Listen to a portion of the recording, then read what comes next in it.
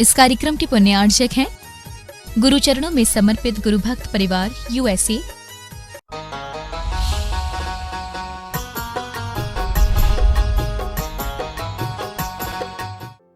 संत शिरोमणि आचार्य गुरुवर श्री विद्यासागर जी महाराज की जय और हम योग प्रणेता पूज्य गुरुवर श्री प्रणम्य सागर जी महाराज की जय। ओम अरहम नमः। श्री तत्वाद सूत्र के शंका समाधान सत्र में आप सभी का स्वागत है। आज पूज्य श्री के द्वारा आपकी की गई शंकाओं का समाधान किया जाएगा। यदि आप भी अपनी शंकाएं भेजना चाहते हैं तो विजिट कीजिए ttv.arham.yoga और हमारे शंका समाधान फॉर्म को फिल कीजिए। सत्र संबंधी शंकाओं का समाधान स्वयं पूज्य श्री करेंगे। इस कक्षा की सभी जानकारियां जानने के लिए आप हमारी वेबसाइट ttv.arham.yoga को विजिट कर सकते हैं। आप हमारे व्हाट्सएप ग्रुप भी ज्वाइन कर सकते हैं cut.ly/तत्वाद पर। इस कार्यक्रम के प्रसारण में पुण्यार्चक बनकर आप धर्म प्रभावना कर सकते हैं और पुण्यार्जन भी कर सकते हैं। आप टीम अरहम को 9810436940 पर संपर्क कर सकते हैं। तो चलिए अपने सत्र की शुरुआत करते हैं पूज्य श्री के द्वारा अरहम ध्यान योग के माध्यम से। सीधे बैठ जाइए। आसन सुखासन, अर्ध पद्मासन या पद्मासन हो। गर्दन सीधी, कमर सीधी। सीधे बैठें। गहरी लंबी श्वास लेकर आंखें बंद करें। केवल एक बार श्वास गहरी लंबी लें। कोई श्वास को फेंकने का काम ना करें। शांति से पूरे शरीर को अपने भीतरी मन से देखते हुए अपने पूरे शरीर में फैली हुई अपनी आत्मा को महसूस करें। उस आत्मा से बंधे हुए कर्मों को महसूस करें।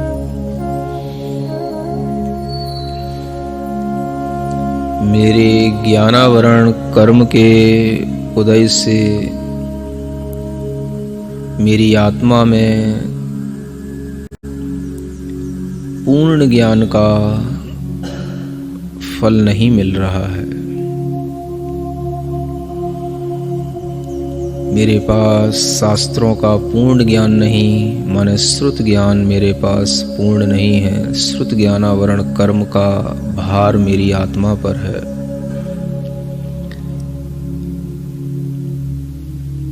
अवधि ज्ञान, मनः परे ज्ञान, केवल ज्ञान, ये सभी ज्ञान भी मेरी आत्मा में दबे पड़े हैं, बंधे पड़े हैं इन ज्ञानावरणी कर्मों के कारण से। मतिक ज्ञान भी थोड़ा सा है। जैसा मेरे साथ है वैसा ही संसार के इस भरत क्षेत्र में दिखने वाले सभी जीवों में महसूस हो रहा है। संसार की सभी आत्माएं इन पांचों ही प्रकार के ज्ञानावरण कर्मों के भार से बंधी हुई हैं। ज्ञानावरण कर्म के फल से मुझे ज्ञान, पूर्ण ज्ञान, अवधि ज्ञान, केवल ज्ञान कुछ भी प्रकट नहीं हो रहा। ये मेरे ज्ञानावरण कर्म का फल है। महसूस करें।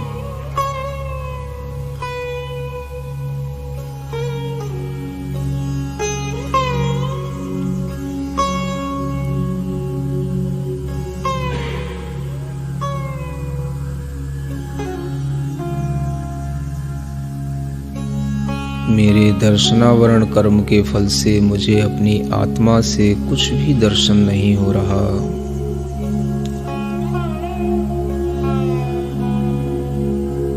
केवल दर्शन, अवधि दर्शन, सभी मेरे आंखें लुप्त पड़ी हुई हैं, बंद पड़ी हुई हैं। हे भगवान, मेरी आत्मा में बहुत सारे कर्मों के यह तीव्र उदय चल रहे हैं।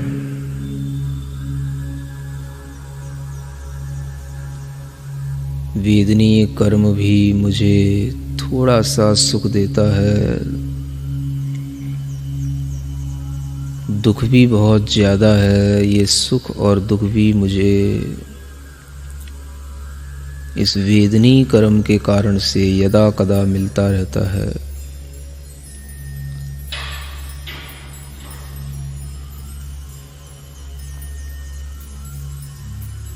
संसार के सब जीव इसी वेदनीय कर्म के कारण से सुख दुख भोग रहे हैं।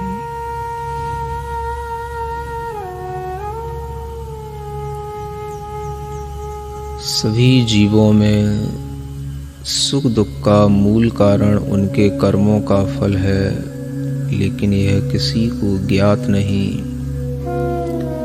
सब भौतिक वस्तुओं के आकर्षण में सुख दुख मान रहे हैं। सभी जीव वस्तुतः इन्हीं कर्मों का वेदन कर रहे हैं, फल भोग रहे हैं।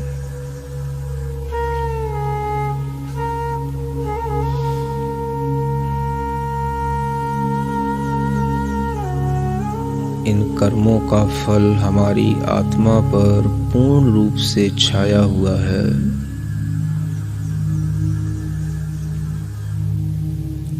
इसी के कारण मुझे अपनी आत्मा का ज्ञान, आत्मा का दर्शन, आत्मा का सुख कुछ भी उपलब्ध नहीं हो रहा।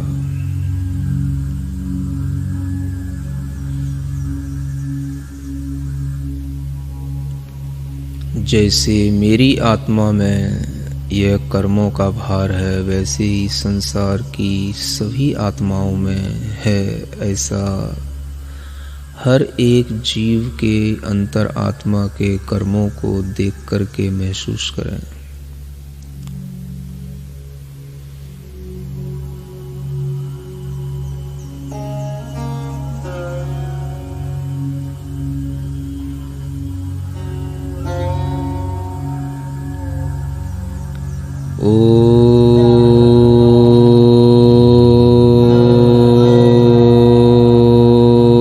अरहं नमः।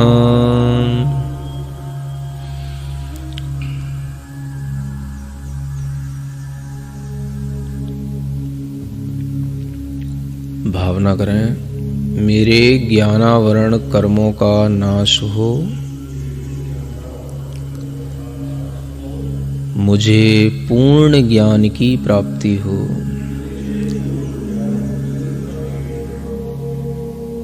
निरंतर मन में विचार करें, मेरी आत्मा के ज्ञान को कर्मों ने ढक रखा है, इनका अभाव हो, मुझे मेरी आत्मा का ज्ञान प्राप्त हो।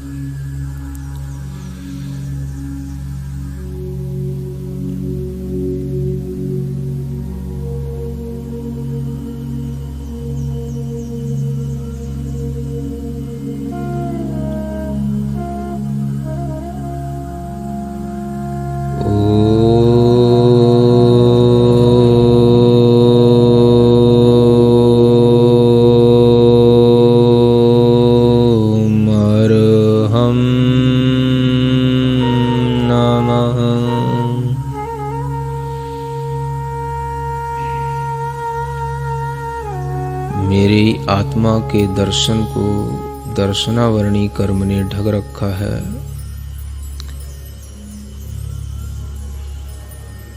मैं सब कुछ देखने की क्षमता रखता हूँ।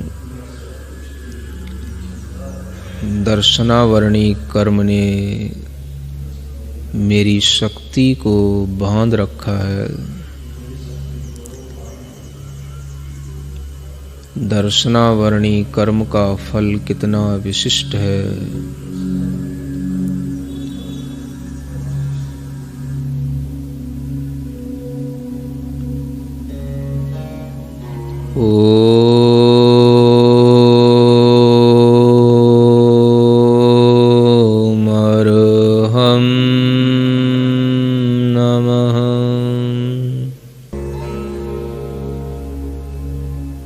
मुझे जो सुख का वेदन हो रहा है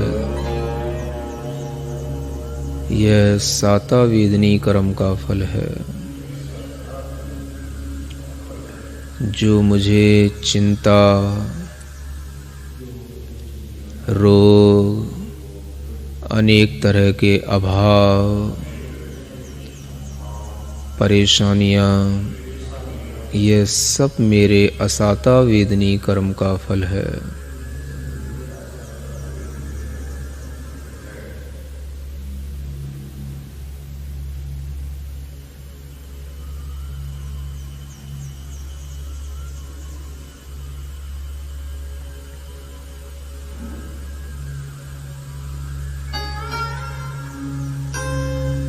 इन कर्म फलों का मैं विचार कर रहा हूँ, चिंतन कर रहा हूँ।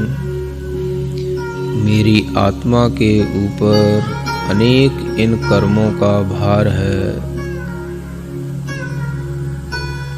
जिसके कारण मैं पराधीन हूँ, परतंत्र हूँ।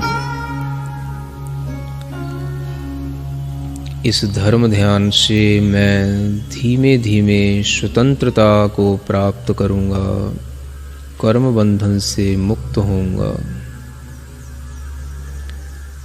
ओम अरहम नमः, ओम अरहम नमः, ओम अरहम नमः, ओम अरहम नमः, ओम अरहम नमः, ओम अरहम नमः, ओम अरहम नमः, ओम अरहम नमः, ओम अरहम नमः।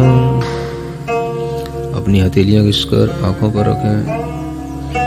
ओम अरहम परम शांति, ओम अरहम परम शांति, ओम अरहम परम शांति। इस ध्यान को पुनः सुनने के लिए आप विजिट कर सकते हैं हमारा YouTube चैनल अरहम ध्यान योग। चलिए पूज्य गुरुवर के चरणों में चलते हैं।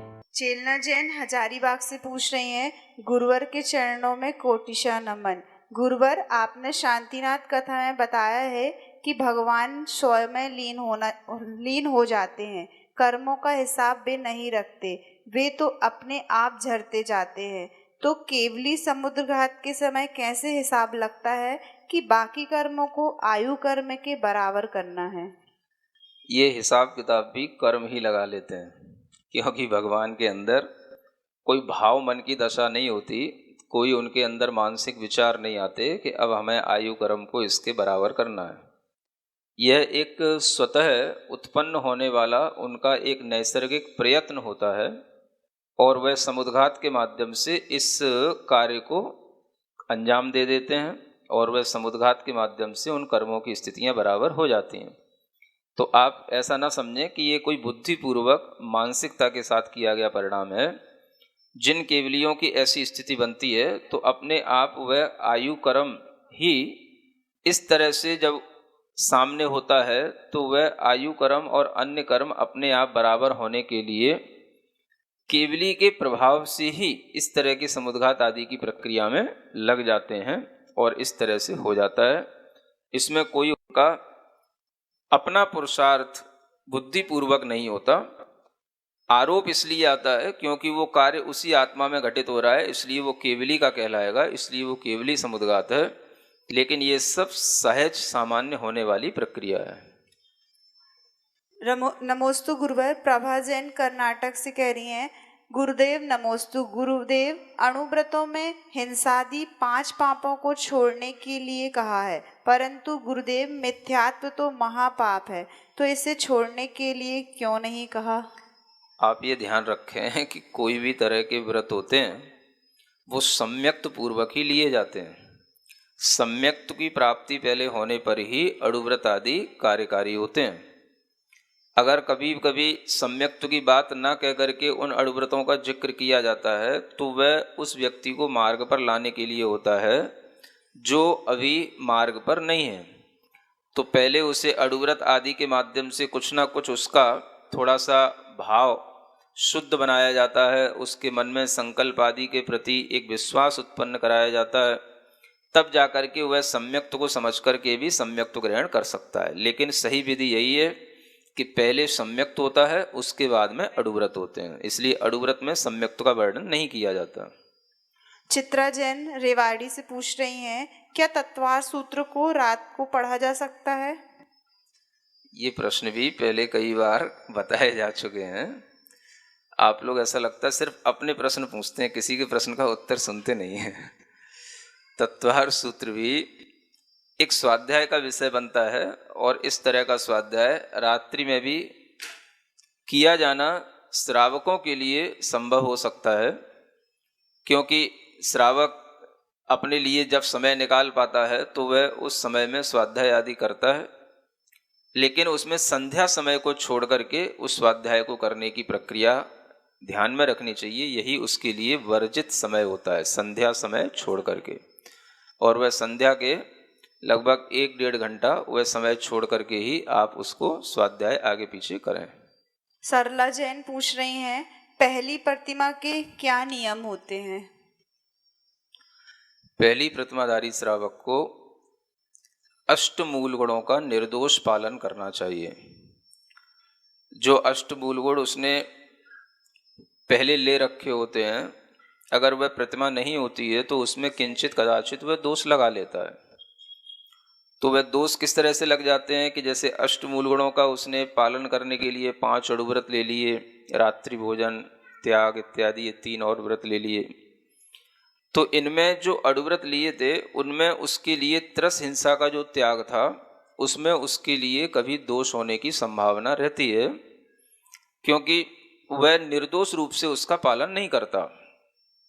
लेकिन जब वह एक प्रतिमा को धारण कर लेता है, दर्शन प्रतिमाधारी श्रावक बन जाता है, तो उसे ये ध्यान रखना पड़ेगा कि हम किसी भी तरह के भोजन पान में त्रस हिंसा के वध का समावेश न हो, ऐसा ध्यान रखें। यानी कि कोई भी जो वह भोजन पान करे वह मर्यादित ही होना चाहिए। किसी भी तरह के जो मुंह में डालने वाले पदार्थ हैं उनका उपयोग करे वो मर्यादित होने चाहिए, और उस मर्यादा के अंदर वो रखे हुए पदार्थ होंगे तभी वो त्रस हिंसा का पूर्ण त्याग करके उन अड़व्रतों का निर्दोष रूप से पालन कर पाएगा। तो 5 अड़ुव्रतों के साथ साथ 3 और जो गुण हैं या व्रत हैं उनका भी वह निर्दोष रूप से पालन करे, तो वह अष्टमूल गुणों का धारी दर्शन प्रतिमाधारी श्रावक बनता है।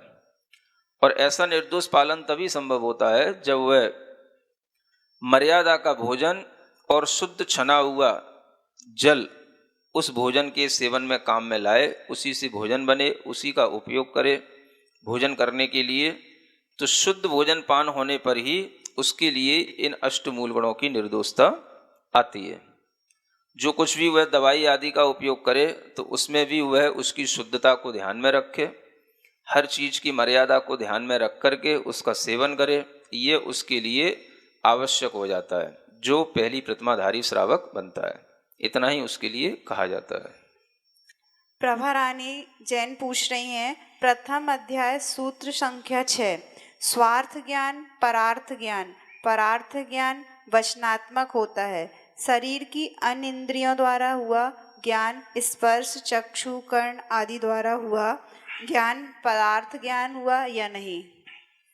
आप प्रश्न कहाँ से पूछते हैं उसको पूरा पढ़ा करें।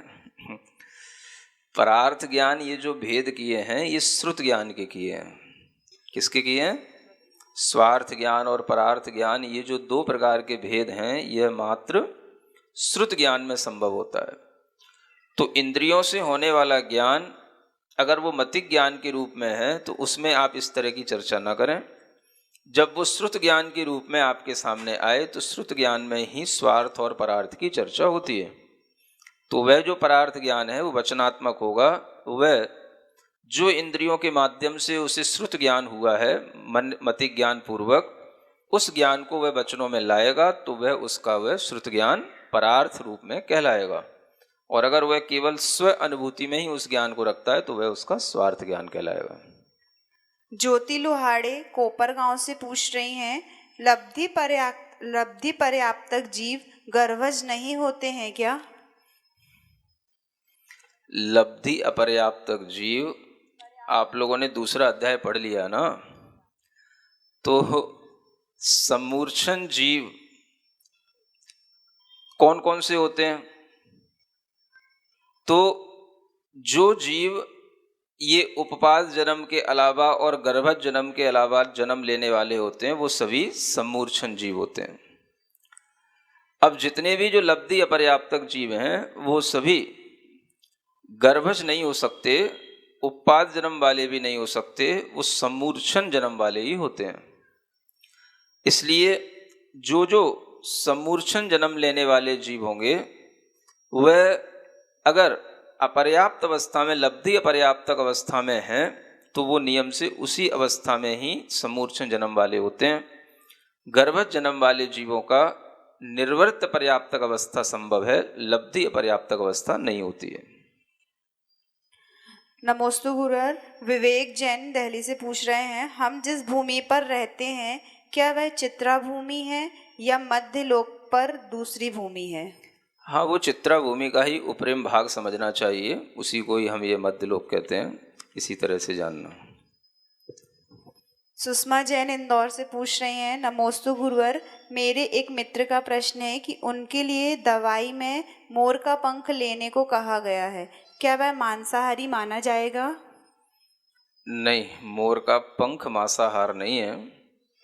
पंख तो ऊपर अलग निकलने वाली उसके शरीर की एक अलग तरह की वरगड़ाओं से बनी हुई चीज़ें हैं, वह अपने आप भी विसर्जित होते हैं और उस तरह की चीज़ों में कोई भी हड्डी, रक्त, मांस आदि का भी कोई समावेश नहीं होता है। तो जिन चीज़ों में हड्डी, रक्त, मांस आदि का समावेश न हो, वो चीज़ें बाहरी रूप से जहाँ कहीं पर भी होती हैं, उनका उपयोग लौकिक क्षेत्र में भी, लौकिक जगत में भी किया जाता है। अनेक तरह के जैसे मोती भस्म होते हैं इत्यादि, जो सीप वगैरहों से बनते हैं, तो वो सब भी ऐसे ही जीवों के बाहरी शरीरों से बनने वाली चीज़ें होती हैं, जिनमें कोई उनके हड्डी, मांस आदि का संपर्क नहीं होता है। तो मोर पंख भी इसी तरह का समझना चाहिए, उसको शरीर के हड्डी, मांस आदि की तरह अशुद्ध, अपवित्र नहीं कहा गया है। नमोस्तु गुरुवर, रूबी जैन पूछ रही हैं, मेरी शंका यह है कि यदि हम हिंदू भाई बहनों को मैसेज के जरिए नवरात्रि के त्योहार की शुभकामनाएं देते हैं, तो क्या यह आगम या जिन धर्म के विरुद्ध कृत्य माना जाएगा? अगर आप इसे आगम और जिन धर्म के परिप्रेक्ष्य में देख रहे हैं, तो ये जिन धर्म के तो अनुकूल कृत्य है ही नहीं। आप जब भी किसी को बधाई दें, शुभ भावनाएं पहुंचाएं, तो उसके लिए उस कार्य की दें जो आगम के अनुसार उसके या तो व्रतों की वृद्धि करने वाला हो या सम्यक्त्व की वृद्धि करने वाला हो। यानी आपकी प्रशंसा से सामने वाले के या तो सम्यक्त्व की वृद्धि होनी चाहिए या उसके व्रत आदि, तप आदि की वृद्धि होनी चाहिए। तो इस तरह के जो आप कार्य करेंगे, उसमें किसी के कोई सम्यक्त्व की भी वृद्धि नहीं और किसी के कोई व्रत आदि की भी वृद्धि नहीं है, इसलिए यह कार्य आगम के अनुसार नहीं हो सकता, आगम इसकी आज्ञा नहीं देता। नमोस्तु गुरुवर, ऋचा जैन पूछ रही हैं, गुरुवर, अधोलोक के वर्णन में आपने बताया रत्न प्रभा पृथ्वी के खर भाग में 16 भूमियां हैं, वहां देव और नारकी नहीं रहते, तो गुरुवर पहली चित्रा पृथ्वी पर कौन रहता है? जो 16 भूमियां हैं, वो 16 भूमियां अलग अलग आभा वाली, अलग अलग रंग वाली और उनके अलग अलग कार्य बताए गए हैं। हर जगह भूमियों पर कोई ना कोई रहता हो ऐसा जरूरी है क्या? जहाँ रहने की व्यवस्था है वहाँ बताया गया है। उन 16,000 योजन के बाद में जो स्थान है वो रहने का स्थान है, और वो जो स्थान है वो केवल परत दर परत वह अलग अलग प्रकार की भूमियाँ बनी हुई हैं, जिनके नाम तिलोय पंडिती आदि में अनेक तरह से बताए गए हैं। तो आप ये ना समझा करें कि हर तरह की जो भूमियाँ उन सब में कोई ना कोई रहना ही जरूरी है। जहाँ रहने की व्यवस्था है वहीं पर रहें, सब जगह रहने के लिए पैर ना पसारें। शशि जैन दिल्ली से पूछ रही हैं, चूड़ामणि आचार्य जी के आगे लगाते हैं, चूड़ामणि का क्या अर्थ है? ये सभी विशेषण श्रेष्ठता के अर्थ में आते हैं। चूड़ामणि मतलब जैसे सिर के ऊपरी भाग पर चूड़ामणि एक श्रृंगार के लिए सुशोभित किया जाता है, ऐसे ही जो सभी में सिरमौर हो, श्रेष्ठ हो, सब में जो अग्रणी हो, उसे चूड़ामणि कहते हैं। ऐसे अर्थों में, श्रेष्ठ अर्थों में शब्द प्रयुक्त किए जाते हैं। सुनीता जैन गाजियाबाद से पूछ रही हैं, गुरुवर 4 घातीय कर्म की 47 प्रकृति का क्षयोपशम होता है या 63 प्रकृति का क्षयोपशम होता है, कृपया समाधान कीजिए। आप प्रश्न को उलझाया न करें, समाधान सीधा सीधा भी हो जाता है।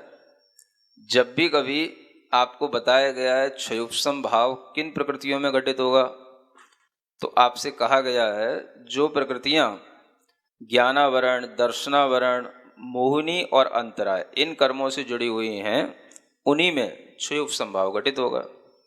अब आपको पहले इतनी नॉलेज तो होनी चाहिए कि 63 प्रकृतियों में क्या क्या प्रकृतियां आ जाती हैं। 63 प्रकृतियों में कुछ प्रकृतियां नाम कर्म की भी आ जाती हैं, तो उनमें कभी भी क्षयोपशम भाव नहीं होता। इसलिए ये प्रश्न कभी कभी आप लोग उलझाने वाले प्रश्न कहाँ से लाते हैं ये भी मुझे समझ नहीं आता। आप सीधे सीधे जो आपको ज्ञान दिया जाता है उसी के अनुसार आप चला करें और उसी को परिप्रेक्ष्य में रखते हुए अपनी शंकाओं का खुद भी समाधान करने की कोशिश किया करें।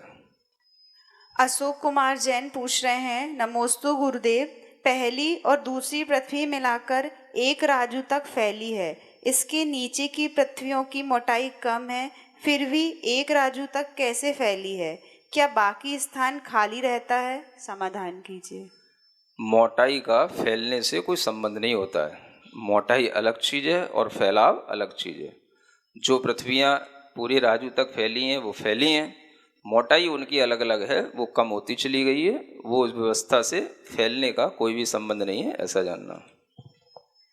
नमोस्तु गुरुवर, उषा जैन पूछ रही हैं, मैंने यह समझा है कि समनस्क संगी पंच इंद्रिय जीव में जो मूर्छित जीव हैं, शिक्षा ग्रहण नहीं कर सकते हैं, वह सामान्य है, और जो यह सब क्रिया करता है वह विशेष संगी जीव है। तो चींटी को चलते चलते जब रास्ता साफ न दिखे तो वह तुरंत अपना रास्ता बदल देती है, जबकि उसके मन नहीं है। गुरुजी, शायद यह शंका मेरी समझ गए होंगे, समझाइए। आप लोग शंका भी कुछ भी करते हैं ऐसा लगता है ना। जो चीज़ें दूसरे अध्याय में बहुत स्पष्ट तरीके से समझाई गई हैं, आप उन्हीं को समझने की कोशिश कीजिए। कई बार क्या होता है कि हम अपनी धारणा के अनुसार चलते हैं और अपनी धारणा के अनुसार ही चीज़ों को समझने की कोशिश करते हैं। हम कभी ये नहीं समझते कि जिनवाणी हमें क्या समझाना चाह रही है, जिनवाणी हमसे क्या कह रही है। तो सभी श्रोताओं से कहना है कि जो जिनवाणी के सूत्रों में कहा गया है, हम उन सूत्रों को पहले समझने की कोशिश करें। अपनी समझ अपने तरह से उस पर आरोपित करने की कोशिश न करें। आपके लिए तब सही समझ आएगी, हमें भी तभी आपकी प्रश्न की शंका तभी समझ में आएगी जब आप जिनवाणी को समझ करके प्रश्न करेंगे, है ना। यूं कुछ भी अपने मन से कुछ भी सीखेंगे, समझेंगे या कुछ भी अपने अंदाज से बोलेंगे तो ऐसे प्रश्नों के उत्तर में कभी भी कोई आनंद नहीं आता। आप जिनवाणी को पहले अवधारित करें, उसके बाद उससे जो शंका उत्पन्न हो उसे पूछें। कुमकुम जैन दिल्ली से पूछ रही हैं, तीर्थंकरों के चरणों के नीचे स्वर्ण के कमलों की रचना किस प्रकार होती है? किस प्रकार का मतलब? 225 कमलों की रचना होती है और वह कमलों की रचना बताई गई है। 8 दिशाएं, 8 विदिशाएं, 8 ऐसे 16 जो अंतराल पड़ गए और उन 16 के भी और 16 अंतरालों में एक एक की 7-7 पंक्तियां आप बनाएं तो 16 7 112 और उसके भी अंतराल में और 16 अंतरालों के बीच में और 16 जो स्थान होंगे उनमें भी एक 7-7 की पंक्तियां, तो 16 7 112 112 से 2 बार उसको बन जाते हैं तो वो 224 हो जाता है। और एक जो है बीचों बीच में जहाँ कदम का मुख्य भाग रहता है, कदम रखा जाता है, उसको एक बीचों बीच में लिया जाता है तो ऐसे घेराव के साथ में 224 और एक बीचों बीच में ऐसे करके 225 कमलों की रचना होती है। वो देवों के द्वारा की जाती है, इसलिए क्यों का मतलब देवों से पूछना। कितनी होती है ये हमने बता दिया। ब्रह्मचारिणी किरण दीदी इंदौर आश्रम से पूछ रही हैं, नमोस्तु गुरुवर, क्या देवियों की भी उपपात सैया होती है? अब देवियां भी तो स्वर्ग में ही उत्पन्न होती हैं और उनकी उत्पत्ति के लिए पहले दूसरे स्वर्गों को नियुक्त किया गया है। तो जब देवियां भी वैक्रियक शरीर के साथ उत्पन्न हो रही हैं तो उपपाद जन्म के ही साथ उत्पन्न होंगी और उपपाद जन्म उपपाद सैया पर ही होता है। तो इसमें कोई भी तरह की शंका करना हमें किसी भी तरह से समझ नहीं आता कि ये शंका भी क्यों होती है कि जब देवों की उत्पत्ति भी उपपाद सैया पर होती है तो देवियों की उत्पत्ति भी उपपाद सैया पर ही होगी।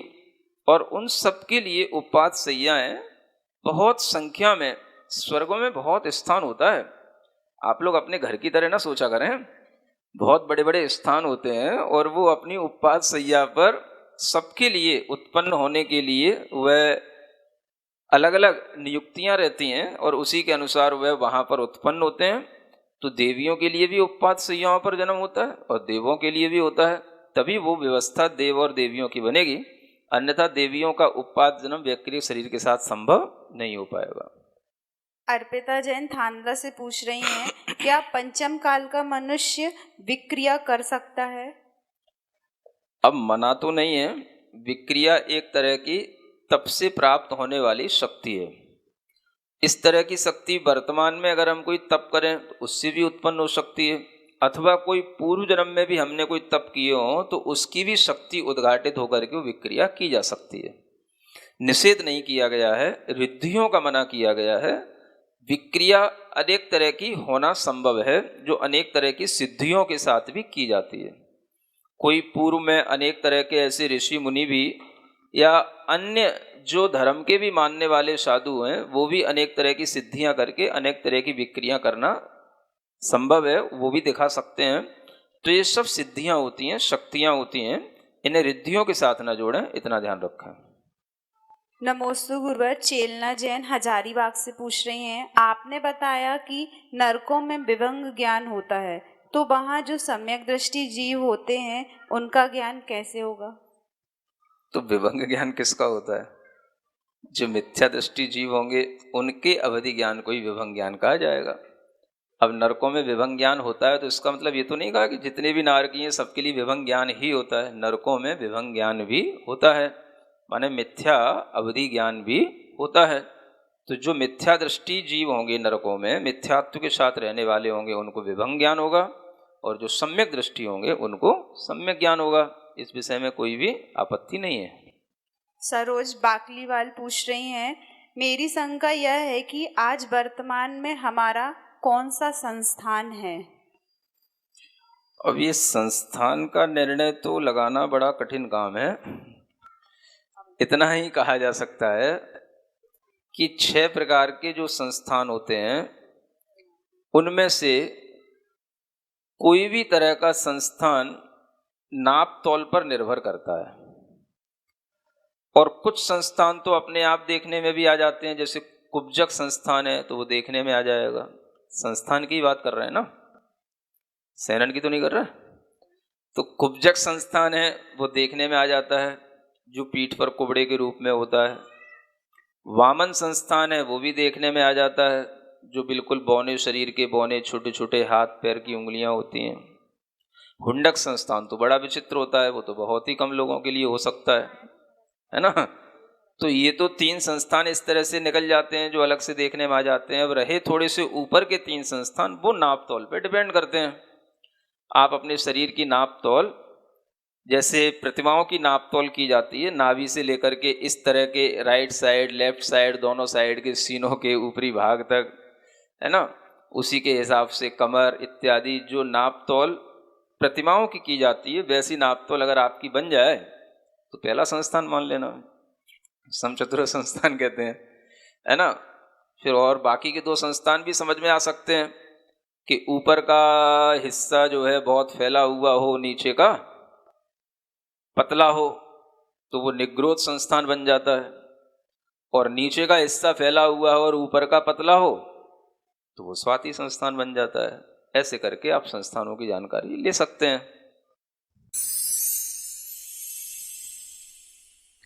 सिरिजिणवाणी जग कल्याणी जग जन मदतम मोहरी जनमण हारी गढ़हर हारी जम जरा भव रोग हरि तिथ्य राणम दिव्य झुणिम जो पड़ई सुणई मय्ये धारई राणम सौख मणंतम धर्य सासद मोक्ष पदम पावई सासद मोक्ष पदम पावई।